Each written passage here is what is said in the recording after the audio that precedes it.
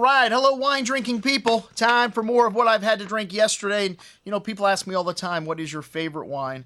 And if I had three to drink, I always tell people champagne, definitely number one on the list. And hey, they make other great sparkling wines. In France, they make great sparklers in the Loire Valley, and one of the most important, one of the biggest producers, is Bouvet. And this wine, I mean, an incredible value. This is made the same way they make champagne, the method traditionnel, which means it's aged. It undergoes the secondary fermentation in the bottle that you're drinking it out of. Very labor-intensive, but the grape varietals here, a little different. You've got Chenin Blanc, and they use up to 10% Chardonnay. And they're aged for 9 months, so not as long as champagne is, but it's $16.50, man. This Bouvet, out of sight, out of mind. We've had it in the store before. An incredible little value in sparkling wines. So they don't have any reserve wines. It's 100% from one vintage, although it doesn't say anywhere on the bottle what vintage it is. One of my pet peeves in the wine world, the sparkling wine world. Can we put a disgorgement date on this Bouvet, please?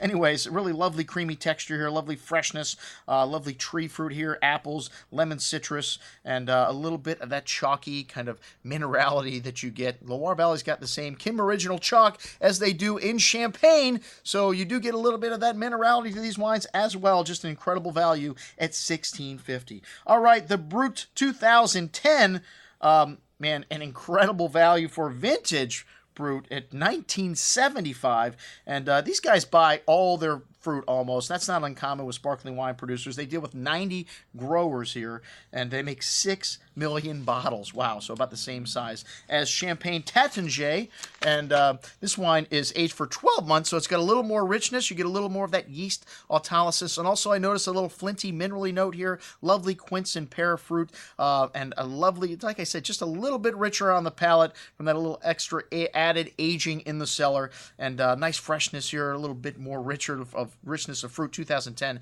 an outstanding vintage in the Loire Valley. All right, the Rosé Excellence, 100% Cabernet Franc, which they leave it on the skin just a little bit to get the color in this wine. Cabernet Franc, a very darkly colored wine like Cabernet Sauvignon, and this wine's got a nice spice to the nose, red currant berry fruit, touches of flowers there, good amount of that red berry fruit on the tongue, candied strawberry almost with a nice touch of that flowers and spice at the end. An excellent little rosé at $27. And then the Demi-Sec, which is 100% Cabernet Franc, made like a red wine, a red sparkling wine reminiscent of sparkling Shiraz.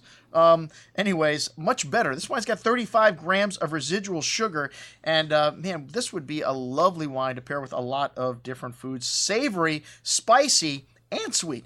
So a beautiful bouquet here of blackberry jam, dark spices, violet flower notes, mocha, just really nice, complex, and very unique. Like I said, I didn't know at first, I'm not a big fan of red sparkling wines, but this wine, very intriguing, and it has the acidity to balance out that sweetness, and like I said, maybe charcuterie.